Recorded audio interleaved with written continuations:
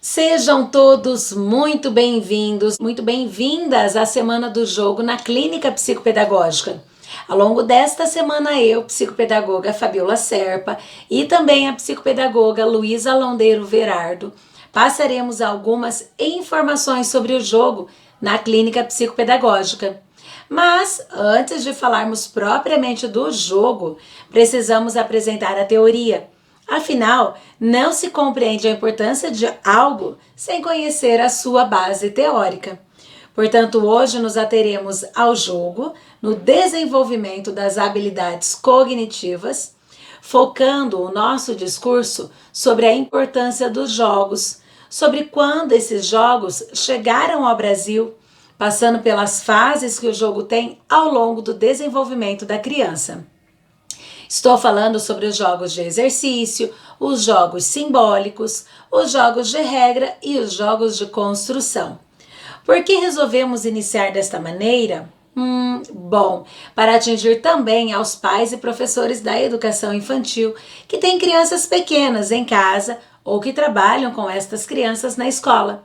E para a psicopedagogia, conhecer essas etapas também é importante? Claro que sim. Afinal, na clínica, nós recebemos crianças das mais variadas idades e precisamos conhecer o que cada uma dessas idades consegue executar de atividade. Claro, lembrando de outros fatores que também são importantes quando pensamos na psicopedagogia. Nos próximos dias, a psicopedagoga Luísa apresentará algumas funções dos jogos na psicopedagogia e sobre o desenvolvimento das funções executivas a partir deles. Saber como iniciar um jogo tanto na clínica quanto na escola é um dos pontos que também serão ressaltados por nós ao longo dessa semana.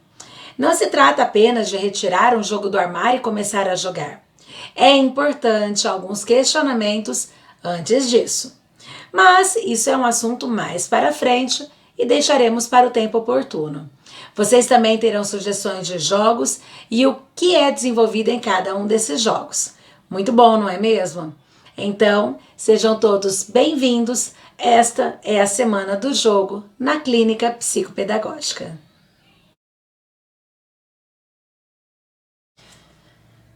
Você que é profissional da educação, psicopedagogo, psicólogo, pai, mãe, já parou para pensar tudo que o brincar proporciona para o desenvolvimento da criança, seja seu paciente ou então o seu filho?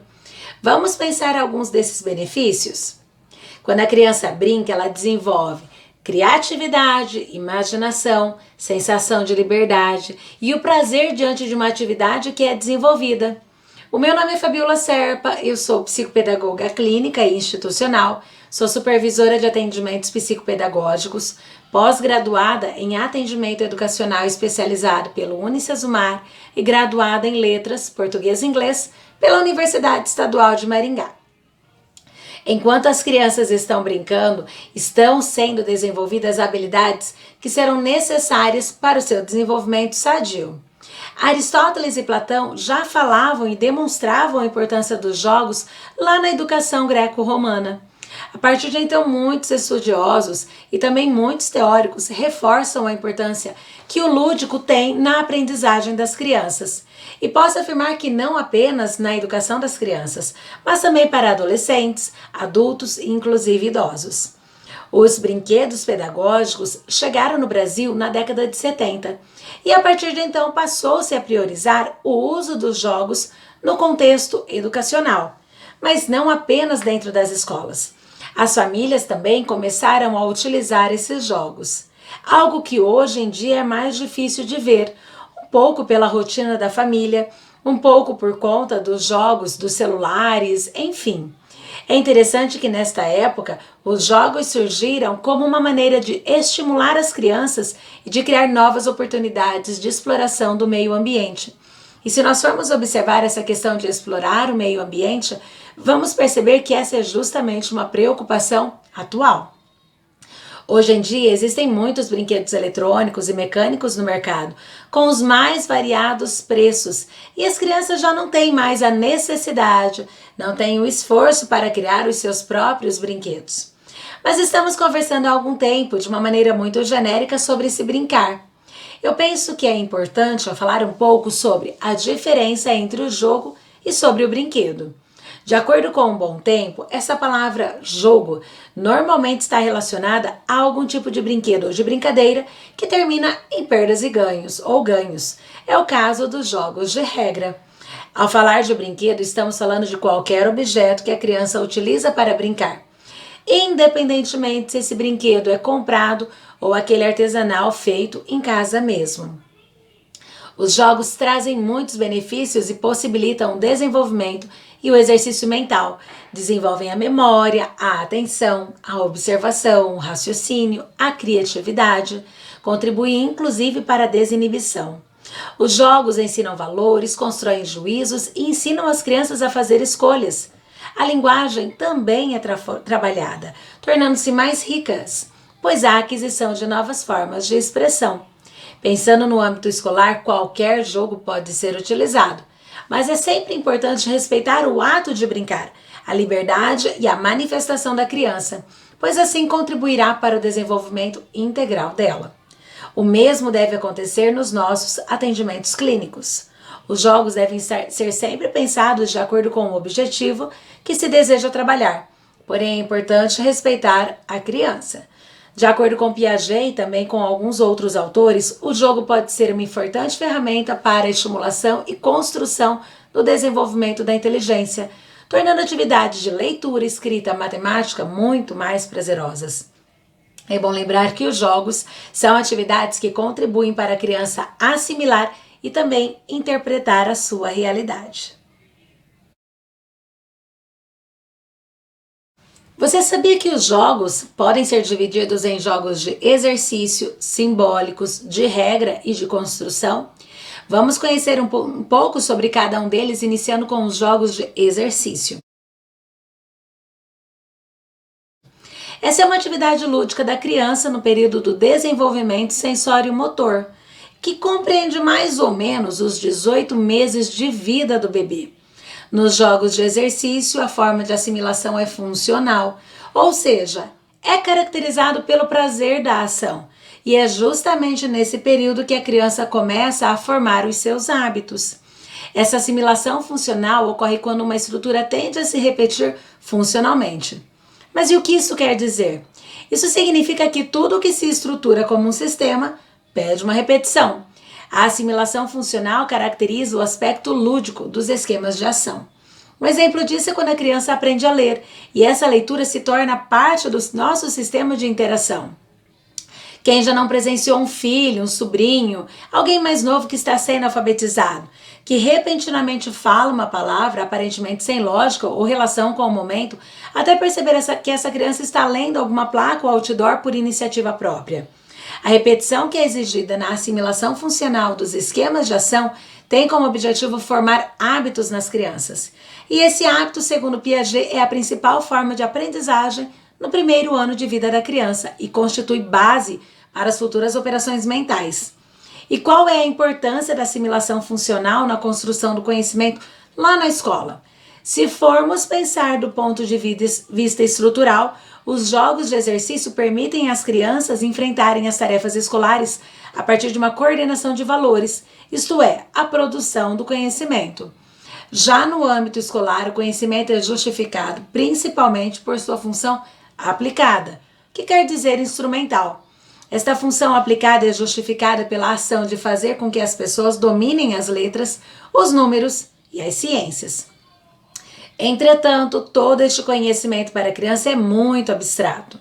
Por esse motivo, o jogo, como um aspecto lúdico, faz muito mais sentido para a criança e torna essa aprendizagem muito mais fácil e também prazerosa.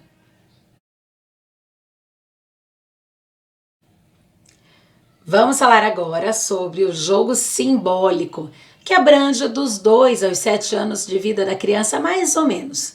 Quando falamos em jogo simbólico, estamos falando em representar um objeto por outro, atribuindo novos significados a vários objetos. Aqui nós temos o faz de conta, que é algo de grande importância para promover o desenvolvimento cognitivo e afetivo das crianças. Os jogos simbólicos repetem em forma de conteúdo tudo o que a criança assimilou como forma nos jogos de exercício. Imitar a mãe enquanto brinca de boneca significa repetir por analogia o que a mãe fazia com ela no seu primeiro ano de vida. Significa também poder aplicar o conteúdo aprendido nos esquemas de ação que assimilou em seus jogos de exercício. De acordo com Piaget, nesse tipo de jogo, imitar significa representar o mundo à sua maneira, sem ter um compromisso com a realidade, pois a interação com o objeto não depende da natureza desse objeto, mas da função que a criança atribui a ele. Essas construções realizadas no contexto dos jogos simbólicos e as regularidades adquiridas nos jogos de exercício serão fontes das futuras operações mentais das crianças. Inicialmente esse é um jogo bastante solitário, porém evolui para o estágio do jogo sociodramático, ocorrendo a representação de papéis, como por exemplo brincar de médico, de papai, mamãe, filhinho, professor, assim por diante. Os jogos de regra vão estar mais evidentes entre as idades dos 7 aos 11 anos. Para esse tipo de jogos, supõe-se necessariamente as relações sociais ou interindividuais. Os jogos de regra coincidem com a fase do desenvolvimento cognitivo operatório concreto. Nesta fase, os esquemas se coordenam em esquemas reversíveis, em operações lógicas, infralógicas e aritméticas. Por essas operações, a criança se torna capaz de aplicar os novos conhecimentos às suas relações com o mundo. Neste período há também o raciocínio indutivo e dedutivo, pelo qual a criança pode partir de experiência e atingir princípios gerais. É muito importante dizer que aqui as operações que a criança executa ainda não são operações concretas, relacionadas diretamente aos objetos e aos materiais, pois ela ainda não consegue, apenas com orientações verbais, chegar às operações. As crianças de 7 a 8 anos não conseguem prever todas as possibilidades de jogadas e montar estratégias. Ela ainda está focada à jogada atual. A criança de 12 anos em diante, já no período formal, pode trabalhar com hipóteses verbais e deduções, isto é, com raciocínio hipotético dedutivo. Para Piaget, os jogos de regra são, abre aspas, jogos de combinações sensório-motoras envolvendo corrida, jogos de bola ou intelectuais, cartas, xadrez, com competição dos indivíduos, sem o que a regra seria inútil, e regulamentados quer por um código transmitido de geração a geração. Fecha aspas. A regra é algo combinado pelo inventor do jogo ou pelos oponentes que a aceitam e, portanto, não pode ser violada.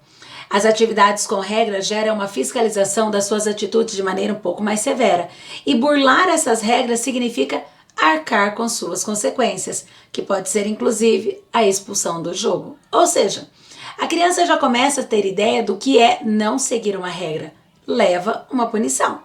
Além disso, com esse tipo de jogo, a criança tem a possibilidade de aprender a raciocinar, demonstrar, questionar o como e o porquê dos seus erros e também dos seus acertos.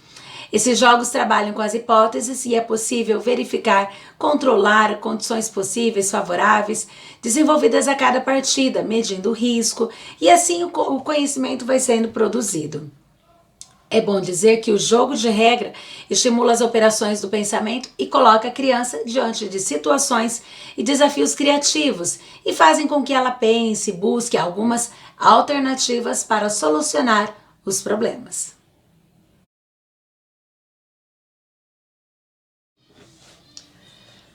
Os jogos de construção são uma transição entre os jogos simbólicos e os de regra, estando entre o jogo e o trabalho inteligente ou entre o jogo e a imitação, como afirma Piaget. Essa é a forma mais evoluída de jogo, marcado pela cooperação entre o significante, se confunde com o próprio significado, ou seja, a criança realmente o constrói. Se pensarmos dentro de um contexto escolar, o jogo auxilia no ensino dos conteúdos e pode estar relacionado a questões mais gerais, como organização, atenção, concentração e disciplina. O jogo estabelece um clima de envolvimento entre os participantes, tornando o espaço de ensino e aprendizagem muito mais significativo.